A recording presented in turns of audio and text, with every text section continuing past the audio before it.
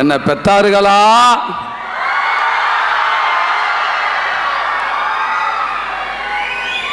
எல்லாரும் எப்படி இருக்கீங்க? ரொம்ப ரொம்ப நல்லா இருக்கீங்கன்னு தெரியுது. ரொம்ப மகிழ்ச்சி. இன்னைக்கு எங்கள் படத்தில் ஒரே ஒரு டைலாக் இருக்குது. அதுக்கு நான் அன்பு தம்பி பிரசாந்த் பாண்டராஜுக்கு இந்த நேரத்தில் ஒரு பெரிய நன்றி சொல்லிக்கிறேன். அதில் ஒரு நிறைய டைலாக்ஸ் இருக்குது. அதில் ரொம்ப பிடித்தமான டைலாக் நிறைய இருக்குது. அதில் எனக்கு இன்னும் ரொம்ப ரொம்ப பிடித்த டைலாக்கு, சாமிக்கு அடுத்து பொண்டாட்டி இல்லடா, பொண்டாட்டி தாண்டா சாமி. அந்த சாமிகளுக்கு இன்னைக்கு அன்னையர் தினம் நல்வாழ்த்துக்கள். அதுக்கப்புறம் நமக்காகவும் நம்ம குடும்பத்துக்காகவும் இப்போ வரைக்கும் தான் குடும்பத்தை நினைக்காம போராடிக்கிட்டு இருக்கிற நம்ம இராணுவ வீரர்கள், நம்ம சாமிகளுக்கு எல்லாரும் எழுந்து நின்று ஒரே ஒரு கைதட்டி அவங்க மரியாதை செஞ்சால் நல்லா இருக்குன்னு நினைக்கிறேன்.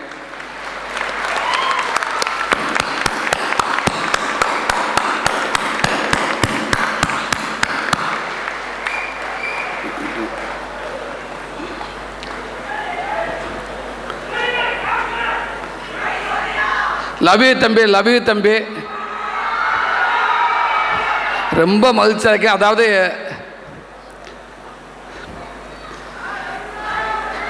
எனக்கு ஒரு மாதிரி எமோஷன் ஆகுது. நான் அழுதுடும் இருக்கேன். கடவுளே தாயே, ஏன்னா 93 நினைக்கிறேன், 93 நான் அங்கே திருப்பூருக்கு நான் வேலைக்கு வந்து 8வது படிச்சுட்டு, அதுக்கப்புறம் அந்த ஸ்கூல் நல்லா இருக்கணும், அந்த மக்கள் நல்லா இருக்குன்னு நினச்சிக்கிட்டு அவங்களுக்கெல்லாம் ஒரு நல்ல விஷயம் பண்ணணும் அப்படின்றக்காக அப்படியே எல்லாத்தையும் அப்படியே விட்டுட்டு சொல்லாமல் கொள்ளாமல் நேராக திருப்பூருக்கு வந்துட்டேன். நானும் என் ஃப்ரெண்டு 2-3 செந்தமிழ், முத்தையா, திவாகர், ஒரு 4-5 பேர் வந்தோம். தமிழ்நாடு தேட்டருக்கு எதிர்த்த மாதிரி அந்த பல்லட ரோடுன்னு நினைக்கிறேன், பல்லட ரோட்டில் தமிழ்நாட்டுக்கு எதிர்த்த மாதிரி ஸ்ரீ ஓம் கியூரிங்னு ஒன்று இருக்குது. அங்கே தான் நான் வேலை செஞ்சேன். அப்போ ஒரு நாளைக்கு 20 ரூபா சம்பளம் எங்களுக்கு. 20 ரூபா, 7 நாளைக்கு 140 ரூபா வரும். அதில் ஒரு 70 ரூபா செலவு பண்ணிவிட்டு ஒரு 70 ரூபா ஊருக்கு அனுப்புவேன். சில நேரங்களில் கொஞ்சம் கையை ஃப்ரீயாக விட்டுருவேன், நல்லா சாப்பிட்டு போடுவேன். அந்த பக்கத்தில் ஒரு பேக்கரி ஒன்று இருக்குது, அது சத்யா பேக்கரின்னு நினைக்கிறேன், ஒன்று இருக்குல்ல. ஆமாம், சத்யா பேக்கரி. வேலை செய்கிற காசை பூரா பிடிங்கி போடுவாங்க. அங்கே ஒரு தேங்காய் பண்ணு கொடுப்பாங்க, பிச்சிருவாங்க, பிச்சுட்டாங்க. அந்த தேங்காய் பண்ணு முக்கோண சைஸில் இருக்கும், 1.25 ரூபா. அப்படியே காசை அப்படியே உள்ளேயே எண்ணிக்கிட்டே வருவேன்.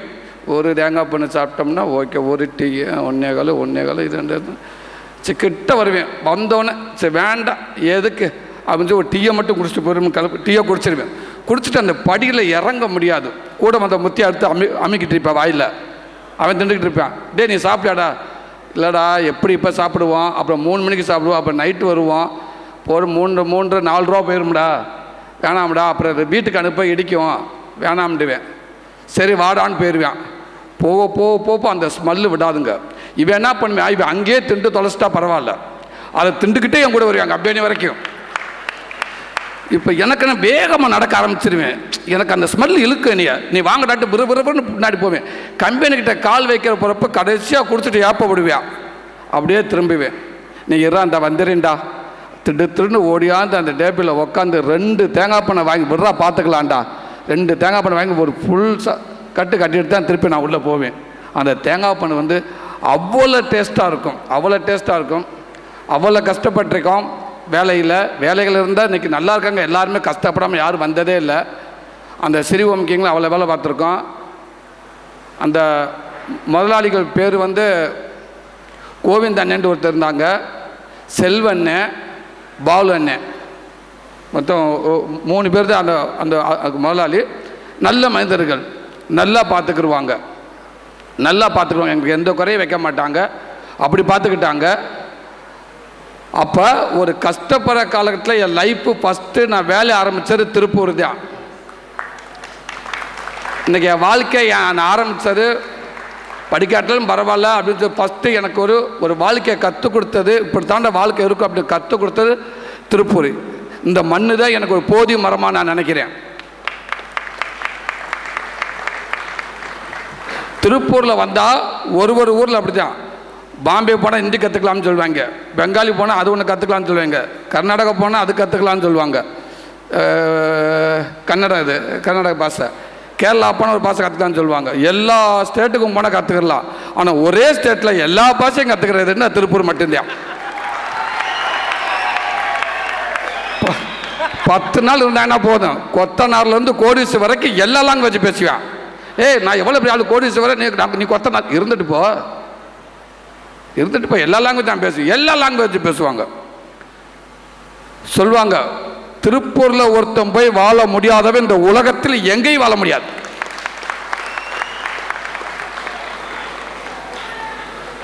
தொழிலாளியாக மட்டும் உயர்ந்த ஊர் அப்படின்னு திருப்பூர் மட்டும் சொல்லலாம்.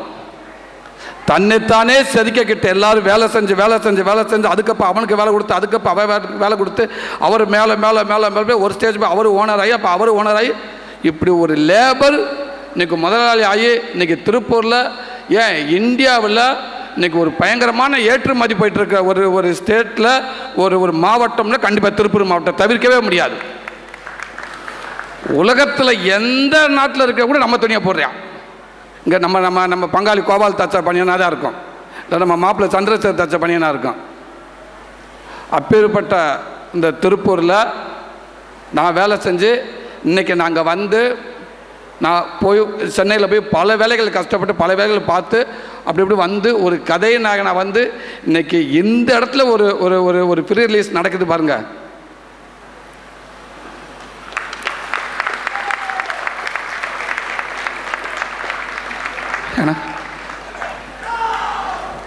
எனக்கு இதை விட வேறு எதுவுமே இருக்காதுன்னு நினைக்கிறேன்.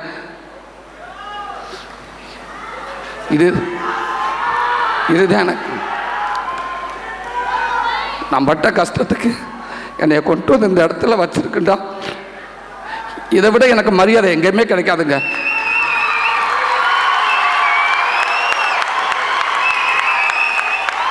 அந்த ஊருக்குள்ள ஃபஸ்ட்டு திருப்பூர் சுப்பிரமணியன் அந்த தேட்டருக்குள்ள நுழைஞ்சதுலேருந்து எனக்கு அப்படியே பார்க்குறேன், இந்த இடம் தானே நடந்திருக்கும், நடக்காத இடம் இல்லை. இன்னைக்கு வந்து அங்கேருந்து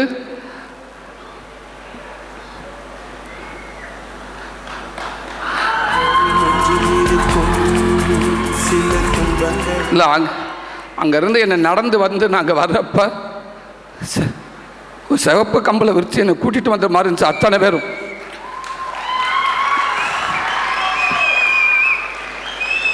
நானாக வரல, என்னை எல்லாரும் என்னை கைதட்டி விசிலடிச்சு என்னை எல்லாரும் கூட்டியாந்து மேலே விட்டு போன மாதிரி இருக்குது. நீ நில்றா, உனக்கான மேடைடா, நீ நிற்காம யாருடா நிற்கிறது, நீ நில்றா, நாங்கள் இருக்கோம்டான்னு சொல்கிற மாதிரி இருந்துச்சு. ரொம்ப ரொம்ப நன்றி. இந்த மண்ணும் இந்த மக்களும் என் வாழ்க்கையில் எனக்கு எத்தனை ஊரில் எத்தனை மக்கள் எனக்கு உதவியாக இருந்தாங்களோ அதே மாதிரி இந்த மண்ணும் இந்த மக்களும் என் பிள்ளைகள் என் சந்ததி வர வரைக்கும் இந்த தொடர்பு இருக்கும்னு நான் நம்புகிறேன். இந்த ஆசீர்வாதம் இருக்கும்னு நான் நம்புகிறேன். அது பாருங்க, யதார்த்தமே அமைதி பாருங்கள். எங்கெங்கேயோ இது ஒரு ப்ரீ ரிலீஸ் பண்ணுறோம் இந்த ஈவெண்ட்டு. ஆனால் இங்கே வந்து ஒரு வாரத்துக்கு முன்னாடி தான் டக்குன்னு ஒரு முடிவாச்சு.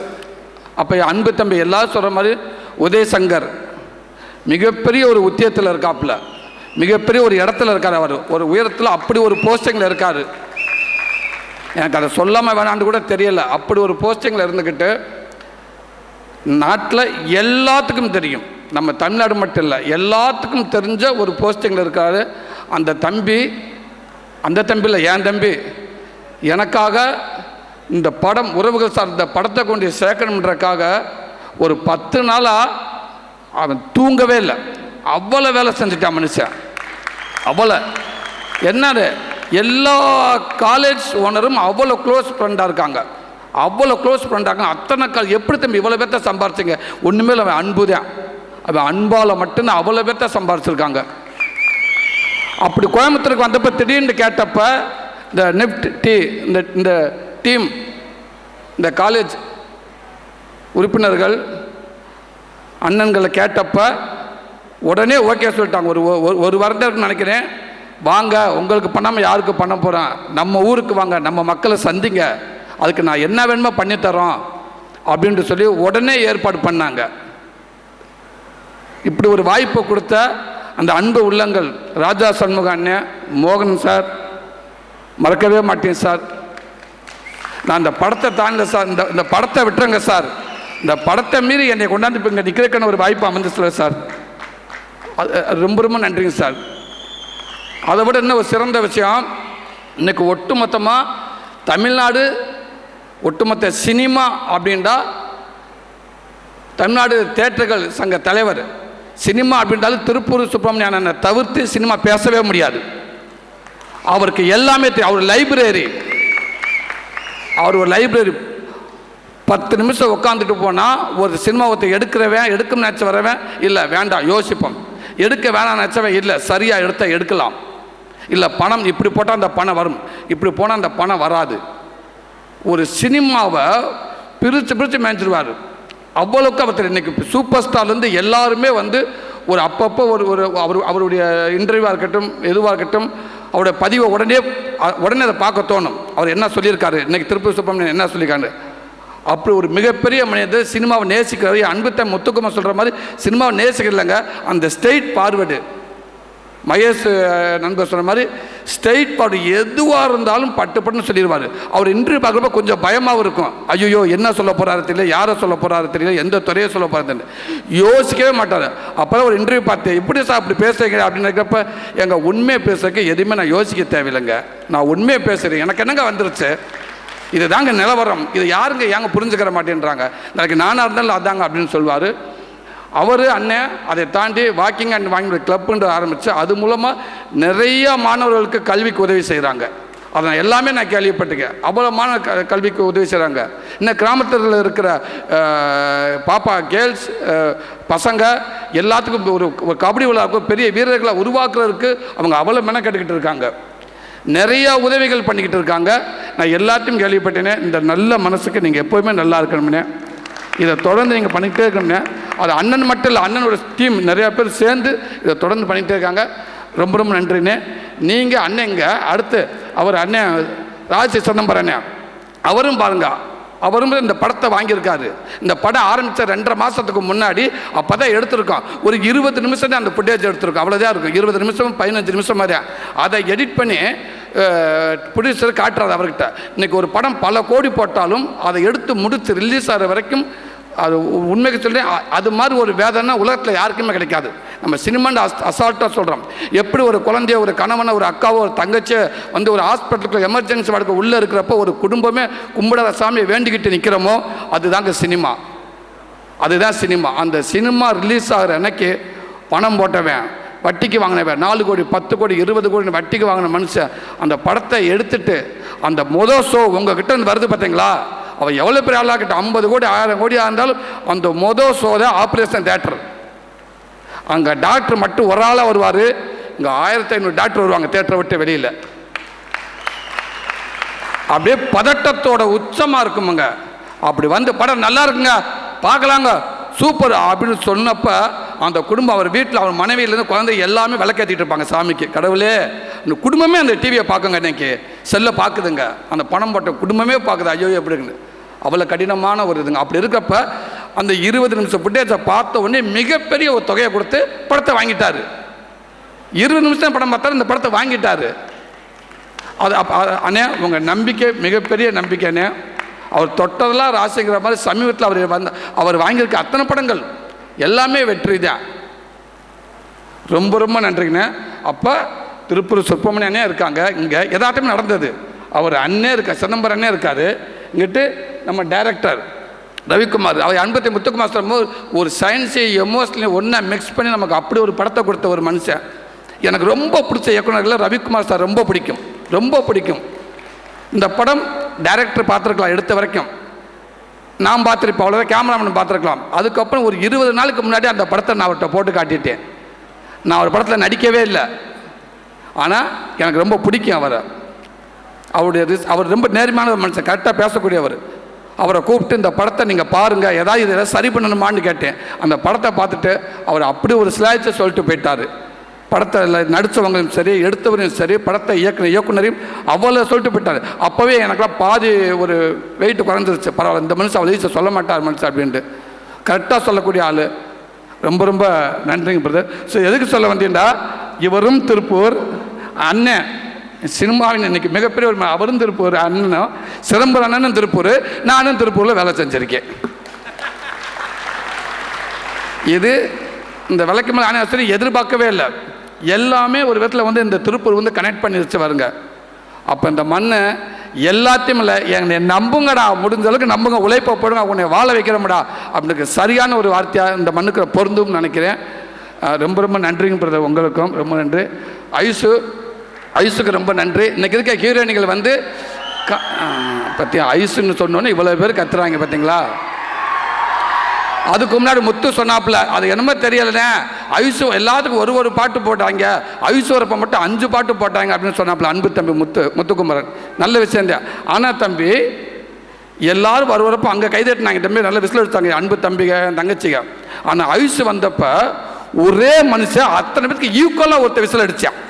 அது யாரான்ட்ட நீ மட்டும்தான் அங்கிட்டு யாரா அங்கே அவ்வளோ சவுண்டுக்கு ஈக்குவலாக ஒருத்தங்கிட்ட விசில் வர யாருன்னு பார்த்தோம்னா நீ ஐஸுக்காக அவ்வளோ விசில் அடிச்ச. நானும் உன்னைய பார்த்தேன், நீ எனக்கு எவ்வளோ அடிச்சேன்னு தெரியலை. ஆனால் இது மிக்சி, இது என்னது மிக்சியா ஏர் கூலரா இவ்வளோ சைஸாக இருக்குது, இது கீழே விழுகிற அளவுக்கு நீ விசில் அடிச்ச தம்பி.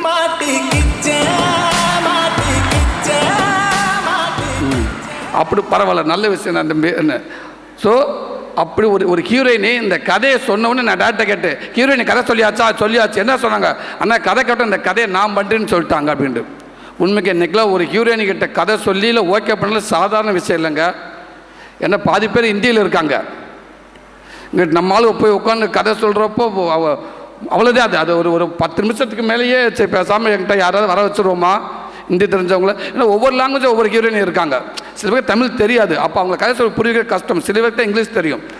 ஆனால் ஐஸு கதை கேட்டோன்னு ஓகே பண்ணிட்டாங்க. காரணம் இந்த உறவு சார்ந்து அந்த ரோல் தாங்க. இப்படி ஒரு கேரக்டரு, இப்போ நம்ம மண் சார்ந்த கேரக்டரை நம்ம போய் பண்ணணும் அப்படி முடிவெடுத்துறாங்க. இவ்வளோ சின்ன வயசில் இவ்வளோ அழகாக இருக்காங்க. அப்படி இருக்கிறப்ப இவங்க இந்த நீங்கள் படம் பார்த்தீங்கன்னா அவங்க தெரியும் இந்த ரோல் எப்படி அவங்க ஒத்துக்கிட்டாங்கட்டு. உண்மைக்கு உங்களை தவிர இது யாராலும் இந்த இடத்துல இருந்ததுன்னா இப்போ சரியாக பண்ணியிருக்க முடியுமான்னு தெரியாது.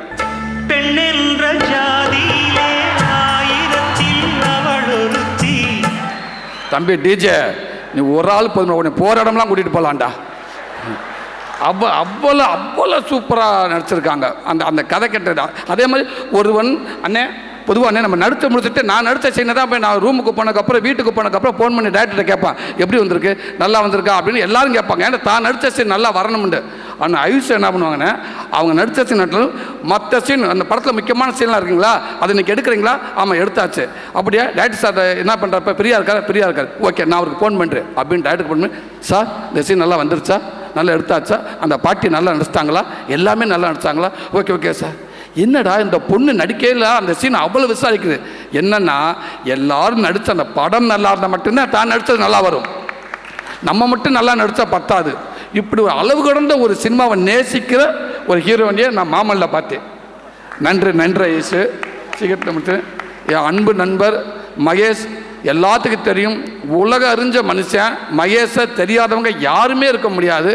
அப்படி ஒரு மனிதர். அவருடைய வேல்யூ என்னான்னு எல்லாத்துக்கும் தெரியும். ஒரு காலேஜ்லேயோ இல்லை முக்கியமான இடத்துக்கோ அவர் ஒரு 10 நிமிஷம் அவர் ஸ்பீச்சுக்கு அவருடைய சேலரி என்னன்னு எனக்கு தெரியும். நம்ம சொன்னோம்னா அவர் வீட்டுக்கு ரைடு போயிடும். உடனே அவர் வீட்டுக்கு போகிறப்போ அங்கே இருப்பாங்க ஆஃபீஸர்ஸ் எல்லாரும். நான் உங்கள் நம்பரை சொல்லலைங்க பிரதர், இந்த முந்தா நாள் வாங்கினீங்க நம்பரு, அதை நான் சொல்லவே மாட்டேன். ஸோ அப்படி ஒரு வேல்யூவான ஒரு மனிதர் என் நண்பேன்று நான் மாறுதட்டி சொல்லுவேன். அப்படி நல்ல மனிதர். அவர் அண்ணே எங்கே போகணும் வாங்க. காரணம் இந்த படத்துக்கு இயக்குனர் தம்பி பர்மிஷனோட நான் அந்த கதையை அவர்கிட்ட கொடுத்தேன். அந்த கதையை வாங்கி அவர் முக்கியமான கூடுதல் வசனம் அவரும் எழுதியிருக்கார் இந்த படத்தில். எதுக்குமே இல்லை, எப்போ கூப்பிட்டாலும் ஷூட்டிங் ஸ்பாட்டுக்கு வந்துடுவார் இருப்பார். அதுக்கப்புறம் டெய்லி அவர் வீட்டில் இருப்பார். அவர் டெய்லி ப்ரோக்ராம் போவார். அந்த சீனை வாட்ஸ்அப்பில் அனுப்புவேன், பார்ப்பார். அண்ணே இந்த இடத்துல இது போகலாமா, இந்த இடத்துல இது போகலாமா சொல்லிட்டு கடைசி அவனு சொல்லுவார், இயக்குநர்களுக்கும் உங்களுக்கு விருப்பம் இருந்தால் பண்ணுங்கண்ணே, லேட்டாக டிஸ்டர்ப் பண்ணாதீங்கன்னு சொல்லுவார். அப்படி இந்த படத்துக்கு அவரால் முடிச்ச அந்த நல்ல மாலையில் அவரும் 4 பூ வச்சு கட்டியிருக்காரு.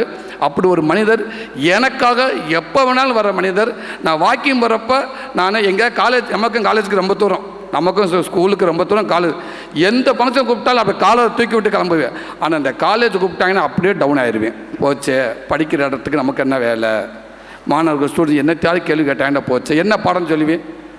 இப்போ எல்லாத்தையும் விட்டோம்னா படித்தவங்க எல்லோரும் சொல்லுவாங்க காலேஜை பற்றி, நான் போய் என்னத்தை சொல்லுவேன், என்ன சயின்ஸ் சொல்லுவேன், எந்த படத்துக்கு என்ன நான் எடுக்க முடியும், ஒன்றும் தெரியாது. ஆனால் பதட்டமாக இருக்குது எனக்கு. ஆனால் அவருடைய ஸ்பீச்சை பார்ப்பேன். என் ஒய்ஃபு சொல்லுவாங்க, மகேசனை பேசுகிற பார்த்துட்டு போகணும்னு சொல்லுவாங்க. இதான் உண்மை. நான் அவரை பார்த்து என்ன எல்லா வீடியோ வந்துடும். அவர் வீடியோ அவரை பார்த்துட்டு என்ன பேச அதுலேருந்து சில விஷயங்கள் எடுத்துகிட்டு போய் நான் பேசுவேன். அப்படி எல்லாத்துக்கும் ஒரு ஊண்டுகோலாக இருக்கார். ரொம்ப ரொம்ப நன்றிங்க எனக்காக வந்ததுக்கு சார். ரொம்ப ரொம்ப நன்றிங்க சார். உங்களுக்கும் மோகன் சார் ரொம்ப நன்றி சார். என் கடைக்குட்டி சிங்க, என் அன்பு தம்பி, கட்டி பெத்தார் முத்துக்குமரன்.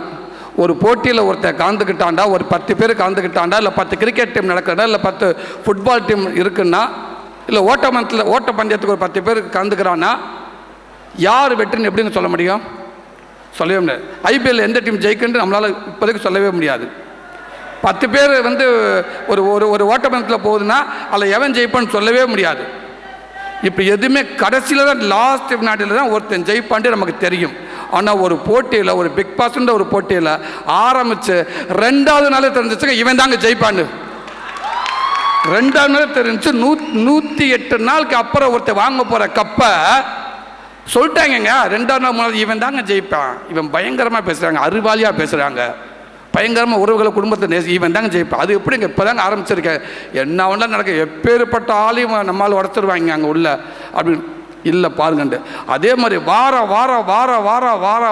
முத்துக்குமரை அடிபட்டு 108வது நாள் முத்துக்குமரை அந்த கப்பை வாங்கிட்டான். அப்போ அவருடைய அறிவு, அவர் புத்தகம், அவரும் மகேசன் பேசினா அவ்வளோ பேசுவாங்க. தம்பி இந்த புத்தகம்லாம் யார் வேண்டாலும் படிக்கலாமான்னு கேட்பேன். நம்மளாம் படிக்கலாமா தம்பின்னு கேட்பேன். ஆமாண்ணே படிக்கலானே, பட் அது கொஞ்சம் எழுத்தெல்லாம் கொஞ்சம் கடுசாக இருக்கும்னே, முரட்டு எழுத்தாக இருக்கும்னே, எதுக்குண்ணே உங்களுக்கு ரிஸ்க்குண்டு வாப்பில். சரி தம்பி விட்டுருங்க தம்பி அப்படின்ட்டு. கவிதைகள் அப்படி பேசுவாங்க. காரில் போய்ட்டு பேசிட்டே இருப்பாப்பில், ரசிப்பேன் நான். அப்படி அங்கங்கே சில விஷயங்கள் அப்படியே எடுத்துக்கிறேன், நம்ம எங்கே பேசலாமேன்னு. அன்பு தம்பி கூப்பிட்ட உடனே எந்த இதுவும் இல்லாமல் இங்கே வந்தீங்க பார்த்தீங்களா, அது காரணம் மகேஷ் பேசுகிற மாதிரி இந்த உறவு சார்ந்த படத்தை கொண்டு சேர்க்க. திருப்பூர் குமரன் சுப்பிரமணியம் அதான் சொல்வார், உறவு சார்ந்த படங்களை தயவு செய்து எடுத்துக்கிட்டே இருங்க, அதை கொண்டு நம்ம மக்களுக்கு சேர்த்துக்கிட்டே இருங்க, அது குறைஞ்சிக்கிட்டே இருக்குன்னு சொல்லுவாங்க. அந்த ஒரே ஒரு விதத்துக்காக தம்பி வந்தப்போ தம்பியும் இந்த படத்துக்கு கூடுதல் வசனமாக ஹெல்ப் பண்ணியிருக்காப்புல. ரொம்ப ரொம்ப நன்றி தம்பி. இந்த படம் நல்ல படம், நல்ல படைப்பாக இருந்துருக்குன்னு நினைக்கிறேன் தம்பி. உங்களுக்கும் ரொம்ப நன்றி தம்பி. எப்பேற்பட்ட ஒரு சொன்ன உடனே யோசிக்காமல் நீங்கள் வந்தீங்க, நன்றி தம்பி. மீண்டும் சொல்லி சாரி லேட்டாச்சுன்னு நினைக்கிறேன். எனக்கு இந்த இடத்துல உங்கள்கிட்ட பகிராமல் எனக்கு வேறு எங்கே போய் பகிர்றதுன்னு தெரியல, என்னை மன்னிச்சிருங்க. உங்களுக்கு கொஞ்சம் ரொம்ப லேட் பண்ணிட்டு நினைக்கிறேன். ரொம்ப ரொம்ப நன்றி. அன்பு தம்பிகளா, தங்கச்சிகளா, அண்ணன்களா, நம்ம சட்டு தாய்மாமைங்களா, எல்லாத்துக்கும் இந்த இடத்துல ஒரு பெரிய நன்றி சொல்லிக்கிறேன். ஆல்ரெடி எனக்கு இந்த படம் ஒரு வெற்றி அடைஞ்ச மாதிரி எனக்கு சந்தோஷமாக இருக்குது. ரொம்ப நன்றி. அதே நேரத்தில் எல்லா இடத்துக்கும் பின்னாடி அவ்வளோ இந்த படத்துக்காக ப்ரொமோஷனுக்காக வந்துக்கிட்டு இருக்க அன்பு தம்பி, இந்த விம்மி மேஜிக் டீம், அருண்பால்லேருந்து அந்த விம்மி மேஜிக் டீம் எல்லாத்துக்கும் உங்கள் சார்பாக இந்த இடத்துல நான் பெரிய நன்றி சொல்லிக்கிறேன். ரொம்ப ரொம்ப நன்றி. ரொம்ப ரொம்ப தேங்க்யூ.